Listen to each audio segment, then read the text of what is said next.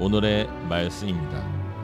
여호수아 23장 1절에서 3절, 8절입니다.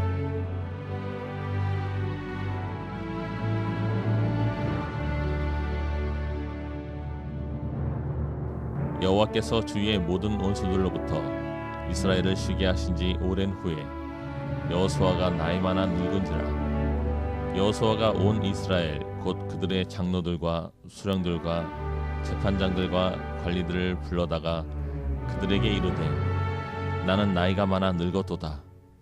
너희의 하나님 여호와께서 너희를 위하여 이 모든 나라에 행하신 일을 너희가 다 보았거니와 너희의 하나님 여호와 그는 너희를 위하여 싸우신 이시니라. 오직 너희의 하나님 여호와께 가까이 하기를 오늘까지 행한 것 같이 하라. 변함없이 사람 수에 상관없이 이렇게 마음 다하여 찬양해 주신 것 감사합니다. 그렇게 높게 올리시면 이렇게 막 빈혈 오거나 괜찮으세요? 네, 감사합니다. 오늘은 너 하나님의 사람아 22번째 시간 하나님을 가까이 하라, 여호와를 가까이 하라라고 하는 제목으로 말씀 나누도록 합니다. 예상보다 여호수아에 대한 말씀이 좀 길어졌어요. 오늘 하나님의 사람 여호수아에 대한 말씀이 오늘과 다음 주 마지막으로 함께 나누도록 할게요. 오늘 살피는 23장과 다음 주 24장은 여호수아의 마지막 유언과도 같은 메시지, 그의 고별 설교의 내용이 담겨져 있습니다. 먼저 1절 말씀 잠깐 살피도록 할게요. 여호와께서 주위의 모든 원수들로부터 이스라엘을 쉬게 하신 지 오랜 후에 여호수아가 나이 많아 늙은지라. 2절 말씀에서도 백성들을 모은 후에 여호수아가 스스로 내가 나이가 많아 늙었다라고 이야기합니다. 어느새 모세의 시대가 가고 더불어 여호수아의 시대도 이렇게 가고 있습니다. 그리고 이 땅에서 마지막 시간을 살아내고 있는 여호수아가 자신의 인생의 황혼기에 서서 마지막으로 2번의 설교를 하게 되어지는데 그 2번의 설교를 듣는 청중들이 다릅니다. 오늘 말씀의 23장은요, 첫 번째 백성들의 리더 되어진 자들을 불러 전하는 메시지가 담겨져 있고요. 24장 다음 주에 나눌 말씀은요, 백성들 전체를 함께 모아 그들에게 전하는 하나님의 메시지, 그의 고별 설교가 전하여지는 것이죠. 주일 낮에는 보통 여러분의 삶의 구체적인 적용을 돕기 위하여 3가지 포인트나 대지를 가지고 여러분들에게 설교하는데요. 오늘은 여호수아가 전하는 그 유언과도 같은 메시지 그 한 가지에 집중하여 말씀을 전하겠습니다. 흐름을 따라오시면 돼요. 집중하시어 그 흐름만 잘 따라오시면 됩니다. 여호수아의 그 유언과도 같은 메시지가 바로 8절 말씀에 함축적으로 담겨져 있는데요. 이 말씀은 저와 여러분이 함께 읽도록 합니다. 함께 읽습니다. 오직 너희의 하나님 여호와께 가까이 하기를 오늘까지 행한 것 같이 하라. 아멘. 오늘 여호수아의 첫 번째 유언은 여호와를 가까이 하라라고 하는 것이에요. 오늘 우리가 읽은 성경은요, 개역 개정 성경에서는 가까이라고 번역되어져 있지만 개역 성경에는 친근히라고 되어져 있습니다. 그럼 제가 여러분 질문 하나 드릴게요. 어려운 질문 아니니까 얼굴 좀 피시고요. 질문 하나 드립니다. 낙원교회와 석촌초등학교는 가까이 있습니까? 모르세요? 낙원교회와 석촌초등학교는 아주 가까운 거리에 있습니다. 원래 가깝다라고 하는 것은요, 물리적인 거리를 나타내는 단어이죠. 그래서 내가 시각적으로 판단하여 멀다 가깝다라고 하는 것을 결정하게 되어지는 것입니다. 그런데 여러분, 이 인식이 눈에서 마음으로 옮겨가서 이제는 가깝다라고 하는 말이 마음으로 가깝게 여긴다라고 하는 의미로 더 많이 사용되어지죠. 그래서 가깝다라는 것은 물리적인 그런 거리를 보여주는 것뿐만 아니라 사람과 사람, 어떠한 대상과의 그러한 관계를 보여주는 그러한 용어로 사용되어집니다. 그래서 인간만이 사용할 수 있는 표현이 있어요. 우리는 몸은 멀어도 마음은 가깝다라고 하는 표현, 놀라운 표현을 하면서 살아가는 것이죠.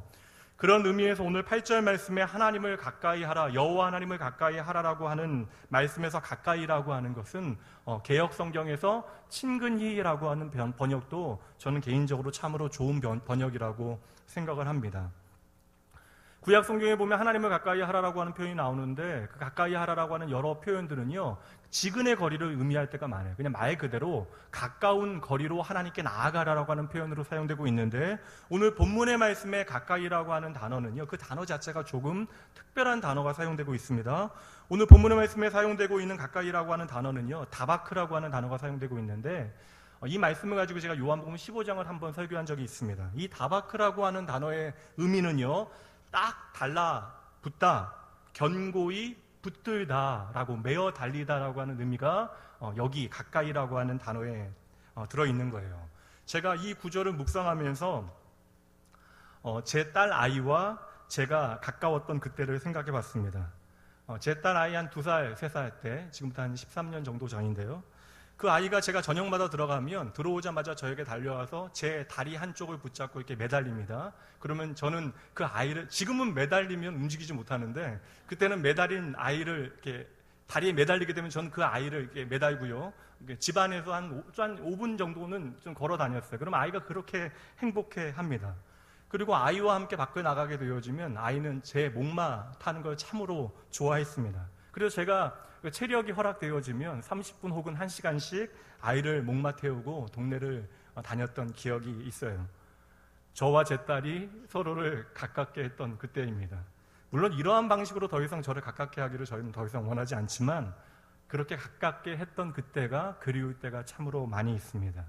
그렇다면 여러분, 하나님을 가까이 한다라고 하는 것이 오늘 우리의 삶 가운데 어떠한 의미가 있겠습니까?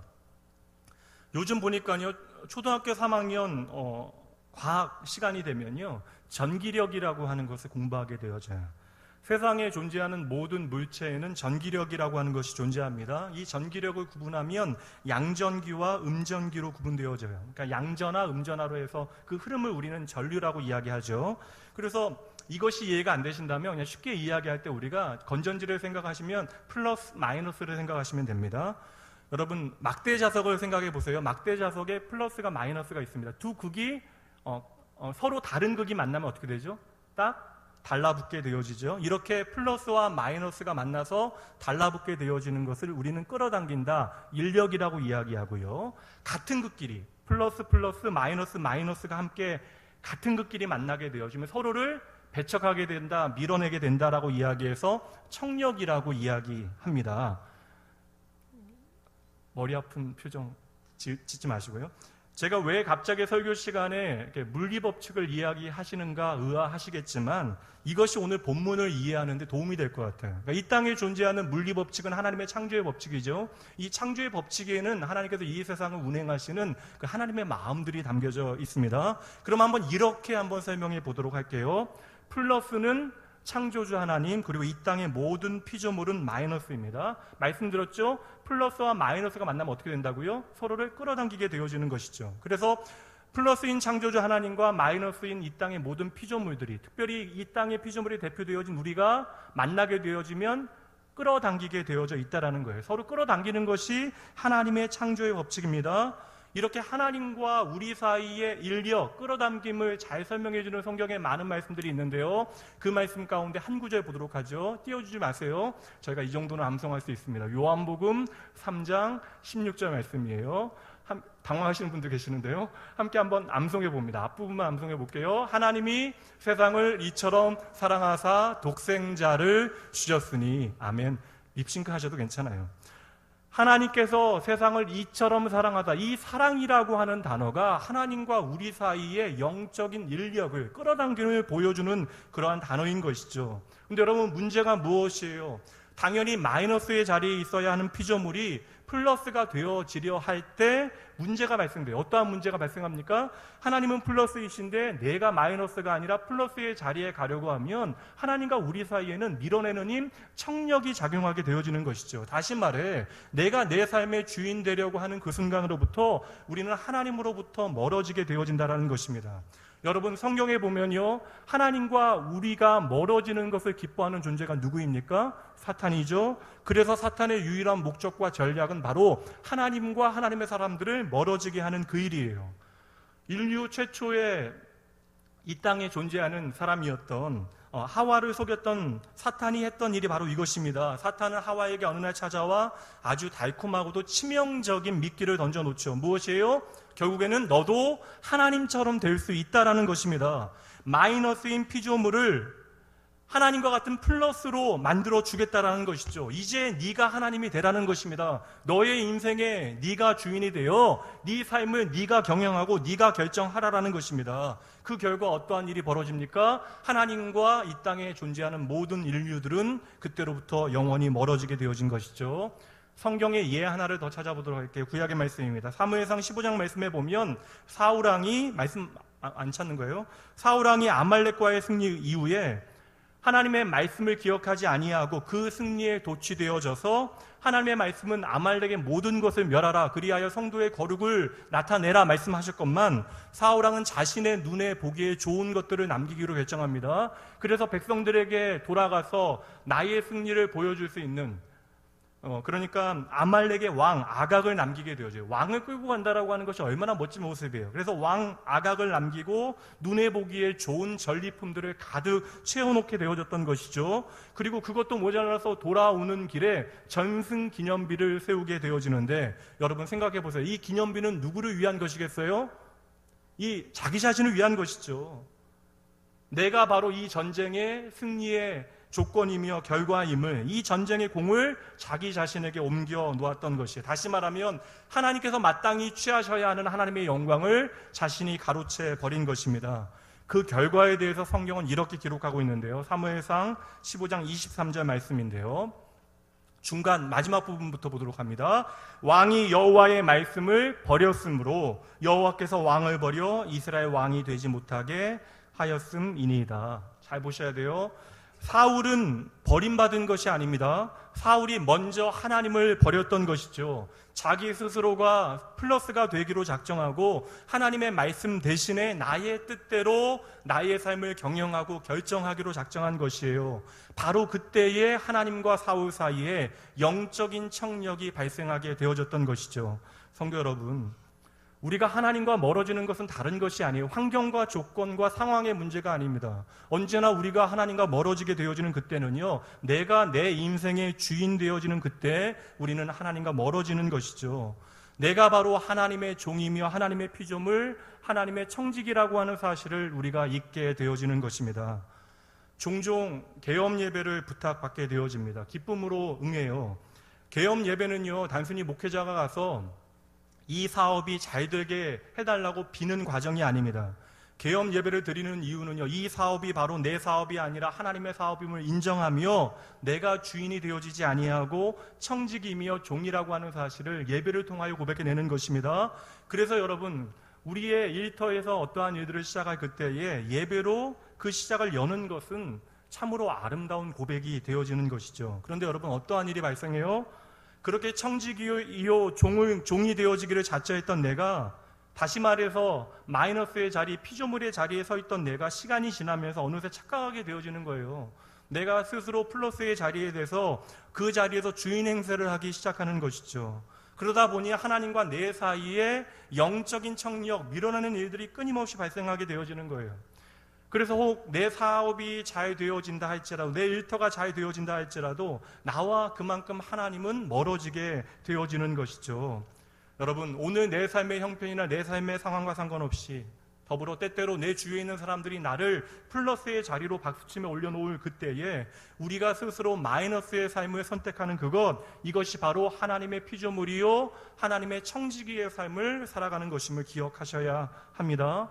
교회 안에 있는 모든 리더들, 특별히 모든 섬김에 있는 그런 섬김의 자리에 있는 사람들은요, 수고하는 자리에 있는 분들이에요. 당연히 박수 받으셔야 되고 격려 받으셔야 합니다. 그러나 여러분, 오늘 여호수아가 자신과 평생을 함께했던 믿음의 사람들, 그 리더들을 불러놓고 그들은 자신과 평생을 40년 넘게 이 모든 험난한 세월들을 함께 이겨냈던 사람들이잖아요. 그럼 얼마나 할 이야기가 많겠습니까? 그런데 여호수아가 그들에게 전하는 메시지가 무엇이에요? 단 한 가지죠. 하나님과 가까워지라는 것이죠. 그동안 수고했다, 나를 도와줘서 고맙다라는 이야기 할 만한데 여호수아가 마지막 전하는 한 가지 메시지는 오직 여호와 하나님을 가까이 하라라는 것입니다. 이것은 다시 말하면요, 자기 자리를 지키는 삶을 살아가라라고 이야기하는 마지막 여호수아의 당부인 것이죠. 저를 비롯하여 장로님, 권사님, 모든 직분자들은 반드시 이 말씀을 기억하여야 합니다. 성경 가운데 영적인 청력 현상을 우리에게 보여주는 대표적인 예가 바로 바벨탑입니다. 바벨탑의 목적은 다른 것이 아니에요. 하나님과 같이 되려고 했던 것이 바벨탑의 목적입니다. 그러므로 그들이 벽돌을 하나하나 쌓을 때마다 그들은 하나님과 가까이 나아간 것이 아니라 그만큼 쌓여지는 벽돌만큼 하나님과 멀어졌던 것입니다. 이제 이 영적인 청력에 대하여 우리의 삶에 구체적으로 비춰볼 수 있도록 제가 삶의 이야기를 좀 바꿔볼 텐데요. 이 영적인 청력 현상은요, 구체적으로 우리의 삶 가운데는 세상을 사랑하는 것으로 나타나게 되어진다는 것이죠. 이제 설명합니다. 이제 여러분 다 제가 말씀드렸어요. 오직 이 세상에 플러스는 누구 한 분뿐이에요? 하나님 한 분뿐이에요. 그러니까 이 세상에 플러스 되신 분은 하나님입니다. 그리고 모든 것들은 하나님으로 비롯되어 이 땅에 존재하게 되어진 것이죠. 그러면 하나님이 플러스라면 우리는 무엇입니까? 마이너스죠. 잘하시네. 그러면 이제 적용합니다. 내 돈은요? 내 돈 얘기하니까 그러세요? 돈은요, 피조물인 돈은 중성이라고 얘기하고 싶으시죠? 내 돈은 마이너스예요. 그럼 내 일터는 무엇입니까? 왜 자신이 없으세요? 마이너스죠. 특히 그럼 내 자식은요? 마이너스죠. 잘 아시네요. 여러분, 이 땅에 존재하는 모든 것들이 마이너스라면 이것들이 서로 만나게 되어지면 어떻게 돼야 돼요? 어떻게 돼야 돼요? 서로를 밀어내야 되죠. 마이너스와 마이너스가 만나면 밀어내야 하는 것이잖아요. 제가 자석을 가지고 올 걸 실수했습니다. 여러분, 하나님의 섭리의 원리, 하나님의 창조의 원리대로 이야기하면요, 세상에 존재하는 모든 것들은요, 적당하게 거리를 유지할 수밖에 없는 것이에요. 그 세상에 존재하는 피조물들은 그 거리가 유지되어질 때 창조의 원리에 합당하게 살아갈 수 있게 되어지는 것입니다. 그래서 여러분, 하나님의 창조의 원리는요, 하나님과는 끊임없이 가까워지고요, 우리의 삶이 세상의 그 어떤 다른 피조물들과 함께 유착되어지지 아니하고 도리어 그것들을 통하여 우리는 누구의 영광을 봐요? 하나님의 영광을 보게 되어지고 하나님의 은혜와 하나님의 사랑을 확인하게 되어지는 것이죠. 그런데 여러분, 죄로 인하여 내가 스스로 내 인생의 주인 되어짐으로 내 삶이 플러스가 되어진 것입니다. 그러니 어떠한 일들이 벌어져요? 세상의 모든 피조물들은 마이너스로 있는데 내가 스스로 플러스가 되어지니까 어떠한 일들이 벌어진다고요? 나와 세상에 존재하는 다른 피조물들이 유착되어진다고요. 내가 다른 피조물들을 끊임없이 끌어당기기 시작한다는 것입니다. 이것이 바로 세상을 사랑하는 그것이에요. 내가 여러분 오늘 그리도 돈을 사랑하고 내 가족이 전부인 양 착각하고 내 자식을 나의 미래로, 그 자식의 미래를 내가 책임지려고 하는 그 마음이 바로 나로 하여금 세상의 다른 것들을 사랑하게 만드는 것이에요. 그러므로 여러분, 세상의 다른 것들이 변한 것이 아닙니다. 결국 내가 변한 것이죠. 내 삶이 청지기의 자리에서 주인 대신 하나님의 자리를 나도 모르는 사이에 탐하여 세상의 모든 것들을 욕심내기 시작한 것이에요. 내가 주인 되려 한 것이죠. 하나님과 붙어 있어야 되는 나의 존재가, 나의 인생이 피조물과 붙어 있게 되어지므로 우리는 세상과 버타여 살게 되어진 거예요. 그러니까 잘 보세요, 여러분. 하나님과 붙어 있어야 되는 우리가 세상과 붙어 있게 되어진 것을 성경은 무엇이라고 이야기합니까? 한 글자로 죄라고 말하는 것이죠. 여러분, 왜 성경이 우리가 그토록 사랑하는 돈을 일만 악의 뿌리라고 말씀하는지 아시겠어요? 성경이 분명 이 돈을 일만하게 뿌리라고 우리에게 말씀하고 있는데 우리는 그토록 사랑하고 있잖아요. 그렇다면 여러분, 성경이 왜 이 돈을 일만하게 뿌리라고 말씀하고 있겠습니까? 그 돈을 일만하게 뿌리로 만드는 것은 바로 누구예요? 죄인 되어진 바로 저와 여러분이 되어지는 것이죠. 하나님과 가까워져야 되는 우리가 끊임없이 내 자신의 삶을 내 자신이 책임지려 함으로 돈을 사랑하게 되어진 것이에요. 성경에 이러한 말씀들이 너무나 많이 나옵니다. 성경은 이 모든 이야기들을 우상숭배의 이야기로 이야기하고 있어요. 음행의 문제로 이야기하고 있습니다. 오후에 좀 더 이야기해 보도록 할게요. 마가복음 10장 말씀에 보면요, 어느 날 부자 청년이 예수님께 찾아옵니다. 그리고 질문해요. 랍비여, 제가 어떻게 하여야 영생을 얻겠습니까? 여러분, 얼마나 기특해요. 스스로 예수님께 나와 영생의 문제에 대하여 질문하고 있어요. 다른 사람들은 내 인생의 절박한 문제들 때문에 예수님 앞에 나와 내 병 고쳐달라고 그렇게 나왔지만 이 부자 청년은 내가 많은 것을 가지고 있음에도 불구하고 예수님을 먼저 찾아와서 영생에 대하여 질문하고 있는 것입니다. 그렇다면 여러분, 예수님께서 좀 칭찬하시면서 격려하시면서 야, 네가 참으로 잘하였구나, 나를 믿기만 하면, 예수를 믿기만 하면 네가 영생을 얻게 되어진다라고 답을 어서 빨리 알려주셔야죠. 그런데 주님께서 뭐라고 얘기하시나요? 우리가 생각지도 못한 말씀을 하시잖아요. 우리가 듣기 싫어하는 말 하시잖아요. 뭘 얘기하세요? 가서 네가 가지고 있는 것 전부 다 팔아서 가난한 자들에게 먼저 나눠줘라. 말도 안 되잖아요, 여러분. 영원한 생명과 돈을 다른 사람들에게 나눠주는 것이 무슨 상관이 있어요? 이건 복음이 아니잖아요. 그렇다면 여러분, 예수님께서 왜 이 말씀을 하시는 거예요? 기억하셔야 됩니다. 이 말씀은 오직 예수님께서만 하실 수 있는 말씀이에요. 예수님께서는 부자 청년의 고상한 관심과 매너 있는 삶의 이면에 들어있는 그의 마음의 중심이 무엇인지를 헤아리고 계시는 것이죠. 그는 지금 예수님을 찾아와 영생, 영원한 생명, 구원에 대해서 이야기하고 있지만 실상 그의 마음의 중심에는요, 이 영생에 대한 관심보다 내가 가지고 있는 그 물질을 더 사랑하고 있다는 사실을 생명의 주 되신 예수님은 알고 계셨다라는 것이에요. 어느새 내 삶의 주인이 내가 되어져서, 플러스가 되어져서 마이너스인 돈을 끊임없이 끌어당기고 있는 그의 마음을 주님께서는 아셨던 것이죠. 바로 이 문제를 해결해야지만 그가 생명 되신 예수님께로 가까이 나올 수 있다는 사실을 아셨던 주님께서는 먼저 내 재산을 팔아 가난한 자들에게 나눠주라라고 이야기하시는 것입니다. 이것은 바로 가치의 문제예요. 우선순위의 문제입니다. 이 문제가 해결돼야지만 그가 구원 되신 영생이신 예수님께로 가까이 나올 수 있다는 사실을 주님께서는 아셨던 것이죠. 사랑하는 성도 여러분, 믿음이라고 하는 단어는요, 그러니까 믿는다라고 하는 단어는 라틴어로 크레도라고 하는 단어입니다. 나는 믿습니다라는 단어. 그래서 여러분, 오늘 우리가 예배 때에도 함께 고백하였던 사도신경의 첫 시작도 크레도라고 하는, 내가 믿습니다라고 하는 단어로 시작되어집니다. 크레도 인 데움 파트엠 옴니 푸텐템.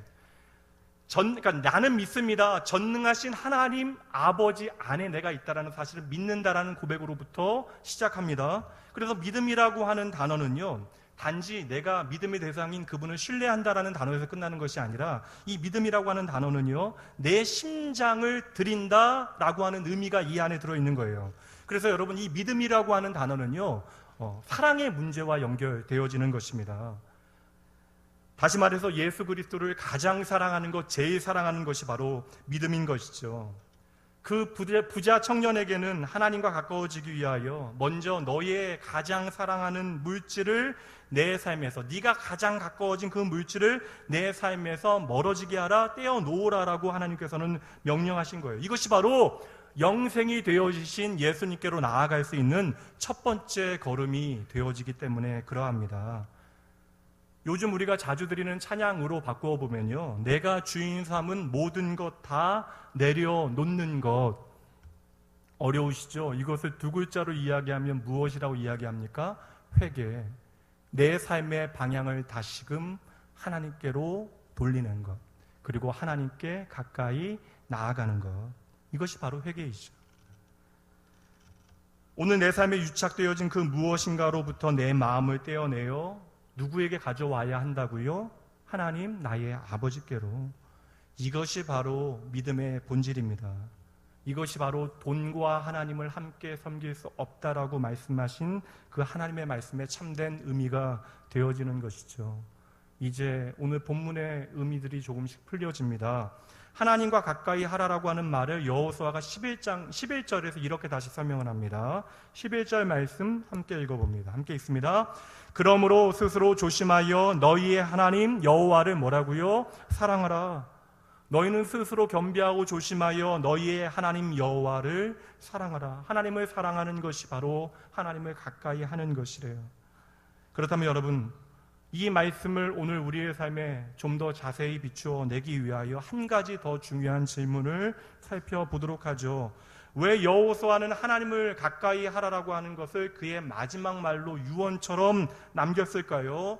말씀을 통해서 답을 추적해 보도록 할게요. 두 말씀 찾을 텐데요. 먼저 3절 말씀 봅니다. 너희의 하나님 여호와께서 너희를 위하여 이 모든 나라에 행하신 일을 다 보았거니와 너희의 하나님 여호와 그는 함께 있습니다. 너희를 위하여 싸우신 이시니라. 아멘.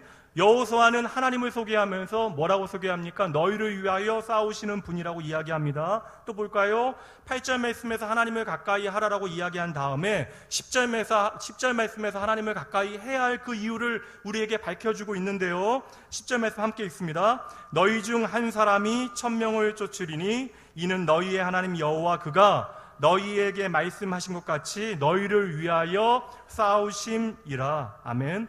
잘 보셔야 합니다. 우리가 하나님과 가까워질 때 반드시 나타나는 증상이 있다라고 여호수아가 말하는 거예요. 3절과 10절 말씀에서 우리가 하나님과 가까이 되어질 때 나오는 증상이 있는데 그것이 무엇이에요? 우리가 하나님과 가까이 되어지면요, 이제 나의 삶은 내가 싸우는 삶이 아니라 누가 싸우는 삶이요? 나 대신 하나님께서 대신 싸워주시는 삶을 우리가 살아가게 되어진다라는 것이죠. 시감이 안 가시니까 아멘하지 않으시는 거예요. 여러분, 이 자리에 혹시 좀 왕년에 주목 좀 써보신 분들 계세요? 주목 좀 써보신 분들이 이야기하시는 얘기가 종종 이야기하시는 그런 과거의 이야기가 어떤 거예요? 보통 이야기할 때 내가 17대 1로 뭐 그런 싸웠다 그런 얘기 많이 하시잖아요. 대부분 뭐 거짓말이겠지만요. 우리가 얼마 전에 살폈던 엘리야는 몇 대 몇으로 싸웠죠? 벌써 뭐 시간이 뭐 2달 지났으니까요. 850대 1이요. 근데 여러분, 이것은 특별한 엘리야만의 이야기가 아니라는 거예요. 오늘 본문 말씀 10절에 이야기하잖아요. 10절 말씀에 저와 여러분이 1대 1000으로 싸울 수 있대요. 1000대 1의 싸움을 우리가 싸워낼 수 있도록 하나님께서 하시겠대요. 이것을 가능하게 만드는 힘이 무엇이라고요? 바로 하나님과 가까워지는 삶에 그 답이 있다라는 거예요. 여러분, 왜 하나님께서는 그의 사랑하는 아브라함에게, 믿음의 조상으로 택한 아브라함에게 독자 이삭을 바치라고 하셨겠습니까? 여러분, 우리가 이 이야기를 나에게 가져오지 않고 아브라함에게 국한되어 생각하니까 그것을 아름다운 믿음으로 생각하지만 오늘 여러분에게 동일한 명령을 하나님께서 주신다면 이 명령 들으시겠어요? 여러분, 이 명령은 우리에게 하나님을 야속한 하나님으로, 잔인한 하나님으로 이야기할 거예요. 그러니까 세상적인 기준으로 따지면요, 도무지 이 말씀은 이해할 수도 없는 야속하고 잔인한 명령이 되어지는 것입니다. 그럼 여러분, 세상의 모든 것보다 나 하나를 더 귀하게 여기시고 사랑하신다고 말씀하신 하나님께서 왜 이토록 내가 감당해내긴 어려운 그런 아픈 명령을 내리실까요? 하나님께서는 그의 마음의 중심을 아신 거예요. 아브라함의 마음의 중심에 어느새 아브라함과 이삭 사이에 인력 현상이 일어나고 있다는 사실을 보신 것이죠. 아브라함은 그 자식을 향하여 내가 플러스가 되어지므로 그 자식을 가까이 끌고 와서 끊임없이 사랑하고 애착하게 되어진 것입니다. 그 아들을 내가 책임져야 한다고 생각했고 그 아들을 나의 미래로 삼게 되어졌던 것이죠. 그래서 그 아브라함의 눈에는 아들만 보이게 되어진 것이에요. 그러던 그 결과가 무엇이에요? 어느새 그 아들 이삭의 삶에 주인 되어지신 하나님을 바라보지 못하게 되어진 것입니다. 이것을 하나님께서는 아셨던 것이에요.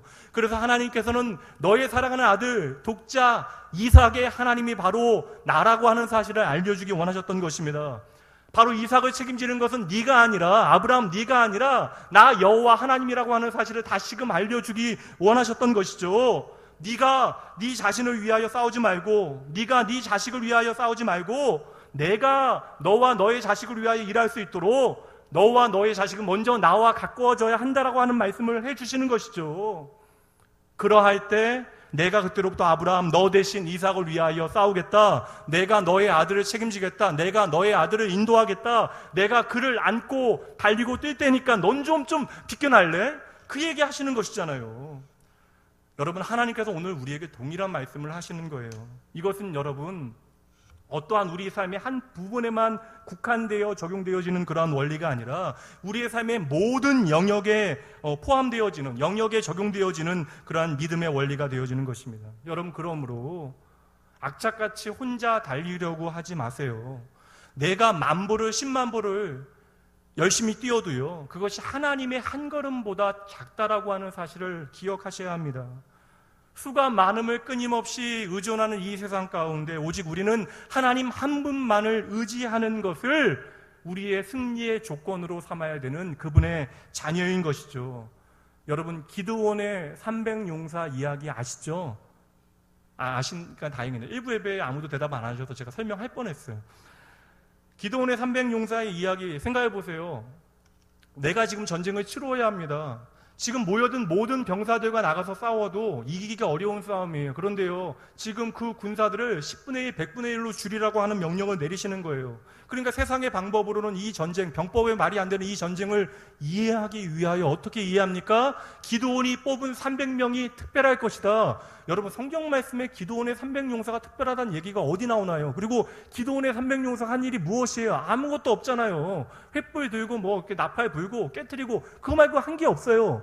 여러분, 당장 기드온의 입장에서는요, 300명을 데리고 나가서 싸워야 한다라고 생각합니다. 그럼 어떤 사람을 뽑아야 되겠어요? 겁나서 무서워서 뒤돌아보면서 물을 조심스럽게 먹는 사람을 뽑아야 되겠습니까? 아니면 물불 가리지 않고 그냥 담대하게 나가서 싸울 불굴의 용사를 뽑아야 되겠어요? 불굴의 용사를 뽑아야죠. 근데 하나님께서 반대로 소심한 사람들을 뽑아내게 하시는 거예요. 조심성이 많으면 뭐가 필요하겠냐고요.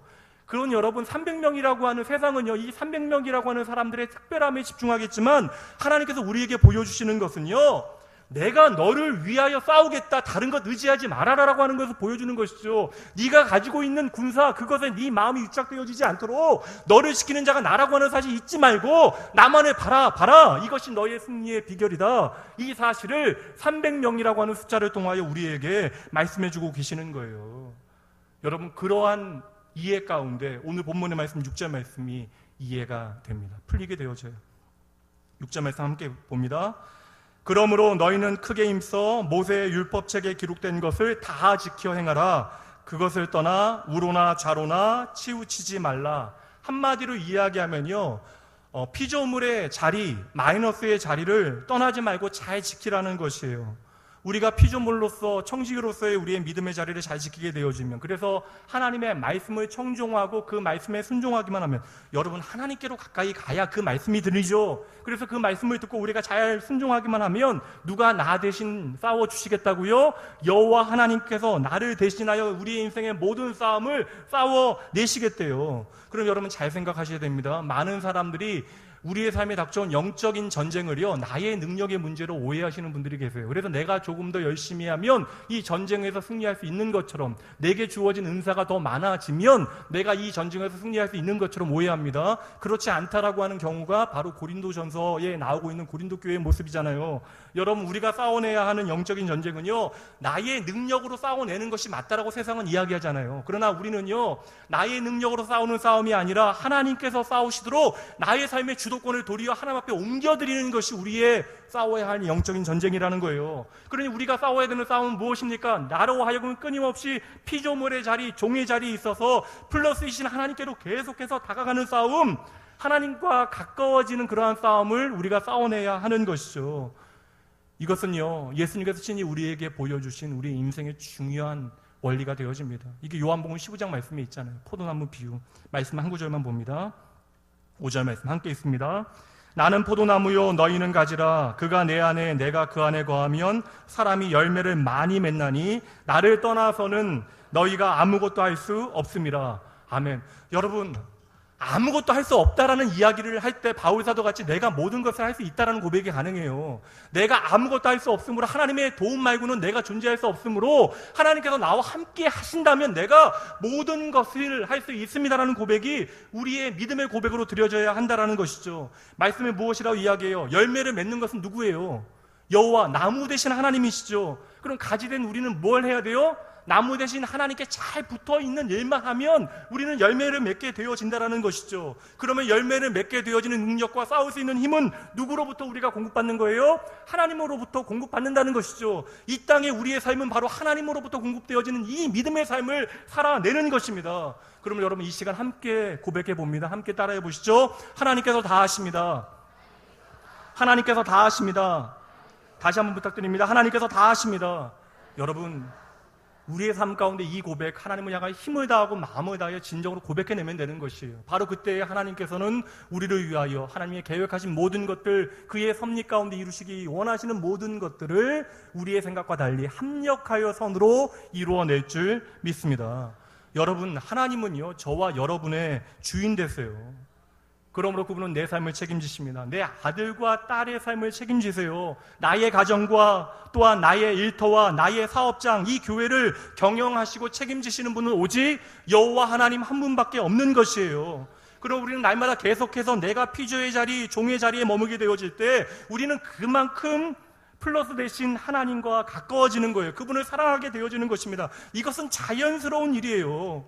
그렇게 되어지면 내가 스스로 싸워내기 위하여 버겁게 싸워냈던 그 모든 일들, 나와 유착되어졌던 나의 자녀, 내 가족, 내 일터, 그 모든 삶의 현장 누가 책임지신다고요? 하나님 아버지요. 하나님께서 내가 싸워내야 되는 그 모든 싸움 하나님께서 친히 싸워내시겠대요. 여러분, 우리가 잘해봤자 둘셋 이기는 것이 전부 아니겠어요? 근데 하나님께서 무엇이라고 이야기하십니까? 너는 나를 가까이 하라. 그리하면 내가 너로 하여금 1000명을 능히 이기게 하시겠대요. 하나님의 약속의 말씀이시잖아요. 이 약속의 말씀이 우리의 삶의 현실화 되어지도록 하는 것은 여러분, 우리의 삶의 고백을 통하여 가능한 것입니다. 여러분, 다시 말씀드립니다. 하나님께서 여러분을 대신하여 싸워주기 원하신대요. 당신의 승리를 우리의 것으로 주기 원하십니다. 우리가 해야 되는 싸움은 무엇이에요? 하나님께 가까이 나아가 그분께 잘 붙어있기만 하면 되는 것이에요. 여러분, 저와 여러분이 잘하면 얼마나 잘하겠습니까? 우리가 잘난 척하고 있는 척 해봐도 우리의 마음 깊숙이 있는 나에 대한 연약함은 내가 너무나 잘 알기 때문에 때때로 나의 내일이 두렵고 내 삶이 버겁게 여겨지는 것이잖아요. 그러니까 여러분, 악착같이 나 혼자 내 삶을 책임지려 하지 마십시오. 하나님께서 여러분의 삶을 인도하시고 책임지시도록 그냥 여러분의 삶의 주도권을 내어드려 보세요. 이 원리가 우리의 삶을 하나님의 승리로 인도하는 영적인 원리가 되어집니다. 이 싸움을 잘 해낸 사람이 구약 성경의 요셉입니다. 창세기 41장 말씀에 보면요, 요셉이 이제 모든 힘든 시간들을 다 이겨내고 드디어 느부갓네살 왕 앞에 서 있습니다. 이제 느부갓네살 왕의 대안은 요셉밖에 없어요. 모든 사람들이 이제 요셉에게 주목합니다. 이미 요셉은 그 모든 답을 알고 있고요, 모든 권력자들이 요셉의 입에서부터 나오는 이야기가 무엇인지에 대하여 기다리고 있습니다. 이제 요셉이 말만 하면 요셉의 삶은 찬란히 빛나게 되어지고 모든 사람은 요셉을 위하여 박수갈채를 보내게 되어질 것이에요. 바로 그 순간에 요셉이 어떠한 이야기를 하는지 잘 보셔야 됩니다. 말씀 몇 구절만 보죠. 41장 16절 말씀이요. 요셉이 바로에게 대답하여 이르되 내가 아니라 하나님께서 바로에게 편안한 대답을 하시리로다. 25절이요. 요셉이 바로에게 아뢰되 바로의 꿈은 하나라. 하나님이 그가 하실 일을 바로에게 보이시나이다. 28절이요. 내가 바로에게 이르기를 하나님이 그가 하실 일을 바로에게 보이신다 함이 이것이라. 여러분, 반복되는 단어가 보여요? 내가 아니라 하나님께서. 요셉의 말의 핵심은 무엇이에요? 하나님께서 다 하신다라는 것이잖아요. 그래서 요셉의 삶의 주어는 하나님이 되시는 것이죠. 이 의미는 다음 주에 좀 더 자세히 살피겠습니다. 오늘 본문의 말씀을 통하여 요셉은 지금 뭘 하고 있는 거예요? 세상의 모든 사람들이 환경과 조건이요, 요셉을요 빛나는 무대 위에 올려놓고 있어요. 그런데 요셉은 스스로 그 빛나는 무대에서 내려와서 자꾸만 하나님만 그 무대 위로 올려보내는 것입니다. 자신은 마이너스의 자리로 가고 하나님은 플러스의 자리에 계시도록 계속해서 자신의 삶의 주도권을 하나님 앞에 옮겨드리는 것이죠. 그러니까 요셉이 싸우는 것은 단 하나예요. 나를 플러스 되게 만드는 세상의 모든 그러한 욕으로부터 나를 내려놓고 하나님만 바라보는 훈련을 하고 있는 것이죠. 요셉의 말은 단 한 가지입니다. 사람들이 요셉만 바라보고 있을 때에 아닙니다.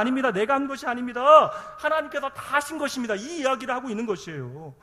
여러분, 하나님의 영광은 이미 이 땅에 충만해요. 우리가 무엇을 한다라고 해서 하나님의 영광이 올라가고 이 땅에 떨어지는 것이 아닙니다. 그러므로 우리가 드릴 수 있는 하나님의 영광은 무엇이에요? 하나님의 영광은 내가 취하지 않는 것이죠. 하나님께 마땅히 돌려드려야 되는 그 영광을 내가 피조물의 자리에서, 종의 자리에서, 청지기의 자리에서 하나님께 드리는 거예요. 그러니까 우리가요, 자리를 잘 지키기만 해도요, 그를 통하여 하나님께서 영광 받으시는 것이죠. 그때 하나님께서는 저와 여러분을 위하여 반드시 싸우시겠대요. 이것이 요셉이 보여주고 있는 믿음의 사람들의 형통의 모습입니다. 그래서 요셉은 변치 않잖아요. 그가 억울하게 옥에 갇힐 때나 형제에게 버림받거나 아니면 높은 위치에 올라가게 되어지나 그가 바라보았던 것은 누구예요? 여호와 하나님 한 분뿐이죠. 그래서 그가 가장 높은 위치에 있을 때도 하나님의 약속의 땅을 바라보면서 내가 죽게 되더라도 내 유골이라도 반드시 하나님의 약속의 땅으로 가져가 달라고 부탁을 하는 것입니다. 여러분, 요셉은 평생 마이너스의 자리에서 플러스 대신 하나님만을 열망했어요. 그래서 날마다 하나님께로 가까이 나아갔던 것입니다. 그러므로 요셉의 형통은 무엇입니까? 조건과 환경이 아니죠. 위치가 아니죠. 요셉의 형통은 바로 여호와 하나님, 특별히 나와 동행하시는 여호와 하나님이었던 것입니다. 여러분, 이러한 말씀과 달린 여러분의 삶의 오늘의 현실을 바라보시면 좀 마음이 답답하실 때 있잖아요. 오늘 내가 의지하던 무엇인가가 끊어져서 나로 하여금 힘겹게 만드는 순간들이 있잖아요. 그럼 오늘 이 자리가 여러분에게 더할 수 없이 좋은 기회의 그러한 순간입니다. 세상과 유착되어졌던, 내가 사랑하는 것과 하나 되어졌던 그 마음을 돌이켜서 하나님께만 가면 되는 것이에요. 그러면요, 나의 삶에 함께 하시고 내 삶을 책임지시는 하나님을 여러분 반드시 만나게 되어질 것입니다. 이 놀라운 하나님의 복이 오늘 여러분의 삶 가운데 풍성히 고백되어지길 주님의 이름으로 축복합니다. 여러분, 오늘 본문의 말씀의 결론으로 1부 예배 때는 제가 안 살폈는데 2부 예배 나오신 여러분들과 많이 살핍니다. 오늘 말씀의 결론으로 여호수아가 하는 유언 전체에 반복되어지는 표현을 하나 찾아보고요, 이것을 통하여 우리에게 주시는 영적 교훈을 한 가지 찾아보죠. 이 시간에 다 읽어볼 수 없어요. 23장 전체를 읽다 보면 이상한 점 하나를 우리가 찾아볼 수 있는데요, 다 살펴볼 수 없으니까 제가 미리, 방송실 준비됐죠? 빨간색으로 표시해 놨습니다. 빨간색으로 표시된 게 몇 개인지 한번 세어보는 거예요. 우리가 이제 빨간색 보이시죠? 뭐 안 보이시면 어쩔 수 없고요. 저와 함께 세어봅니다. 이렇게 화면에 보인 노란색 말고요, 빨간색만 세어봅니다. 세어봅니다. 너희의 하나님 여호와라는 표현이에요. 세어봅니다. 숫자로 시작. 하나, 둘, 셋, 넷, 다섯, 여섯, 일곱, 여덟, 아홉, 열, 열하나, 열둘, 열셋. 보세요, 여러분. 여호수아의 설교가 3절부터 16절 말씀까지가 여호수아의 마지막 유언과도 같은 설교인데, 그 모든 주어는 하나님이에요. 그 표현이 16번 반복되어집니다. 그리고 하나님에 대한 표현을 여호수아는 뭐라고 설명한다고요? 너희의 하나님 여호와라고 하는 표현으로 13번이나 반복하고 있다고요. 여러분, 여호수아의 마지막 설교입니다. 이제 마지막이니까 백성들에게 한 번 정도 칭찬 들어도 되잖아요. 그런데요, 여호수아는 나에 대한 이야기 하나도 하지 않고요, 그 말의 모든 주어를 누구로 바꿔요? 여호와 하나님으로 바꿔놓는다고요. 나는 보지도 말래요. 하나님만 바라보래요. 하나님만 가까이 하래요. 이 모든 일을 행하신 분은 내가 아니라 바로 여호와 하나님이시래요. 하나님이 다 하셨대요. 이게 여호수아의 결론이에요. 그런데 여호수아가 하는 말을 잘 보세요. 여호수아 그 하나님은 뭐라고 얘기해요? 나의 하나님이 아니라 뭐라고요? 너희의 하나님이라고 이야기한다고요. 그의 평생을 통하여 경험하고 그의 살아가는 사람들에게 나누어줄 수 있는 것이 무엇인지를 그는 알았던 것이죠. 여러분, 여호수아 1장 여호수아의 모습을 기억하십니까? 저희 첫 번째 설교 기억하십니까? 불세출의 지도자 모세가 갑작스럽게 세상을 떠나게 되어지고 젊은 여호수아가 그 모든 짐을 짊어지고 어떻게 했어요? 두려워하죠. 그때 그에게 찾아오신 하나님께서는 계속해서 무엇을 말씀하십니까? 6절, 8절, 10절, 13절 말씀 뭘 얘기하세요? 두려워 말라, 무서워 말라, 놀라지 말라. 내가 너와 함께 하겠다. 내가 모세와 함께 했던 것 같이 너의 하나님이 되어주겠다. 이게 여호수아를 향한 하나님의 약속의 말씀이었잖아요. 내가 더 이상 모세의 하나님이 아니라 너의 하나님이 되어주겠다는 하나님의 약속의 말씀 붙잡고 여호수아는 지금 평생을 살아왔던 것이에요. 사랑하는 성도 여러분, 이스라엘을 건지시고 구원하시고 사랑하신 하나님은요, 단지 모세의 하나님, 여호수아의 하나님, 갈렙의 하나님만이 아니라는 것이에요. 말씀해 보니까요, 하나님과 전혀 상관없는 이방 땅의 한 여인, 기생 라합의 하나님 되어주셨어요. 땅 더 달라고 끊임없이 하나님을 향하여 불평하고 철없던 므낫세와 에브라임의 하나님이 되어주셨습니다. 모든 고아와 나그네와 이방인의 하나님이 되어주셨던 것이죠. 그래서 오늘 여호수아는 끊임없이 너희의 하나님 여호와라고 이야기하고 있는 것이에요. 이 하나님은 모세의 하나님, 더불어 나의 하나님만이 아니라 오늘 너희의 하나님이시라는 사실을 말해주는 것이죠. 너희는 반드시 너희의 하나님으로 이 하나님을 만나고 이 하나님과 가까워져야 한다, 그분과 동행해야 한다라는 것이 그의 마지막 부탁이에요. 여러분, 정말 멋지잖아요. 내가 평생을 경험하였던 그 좋으신 하나님, 그 놀라운 하나님, 이제는 백성들의 하나님이 되어져야 한다라는 것이죠. 너희의 하나님으로 그분을 만나고 그분을 가까이 하는 것이 너희의 삶의 승리라는 사실을 여호수아는 알려주기 원하는 것입니다. 이제 말씀을 마칠게요. 왜 우리는 날마다 어제도 오늘도 내일도 하나님을 가까이 해야 합니까? 우리는 본능적으로 내 자신에게 끊임없이 집중하잖아요. 계속해서 내 스스로를 플러스의 자리로 올려놓기 위하여 우리는 노력하며 살아가잖아요. 그래서 어느새 하나님을 향하여 가난하였던 나의 마음은 사라지게 되어지고 내 환경에 매여서 내 삶에서, 내 일터에서, 내 가정에서 내가 책임지지 못할 내 자녀의 삶 가운데 하나님께는 더 이상 묻지 아니하고 내 마음대로 내가 주인 되어 결정하며 살아가잖아요.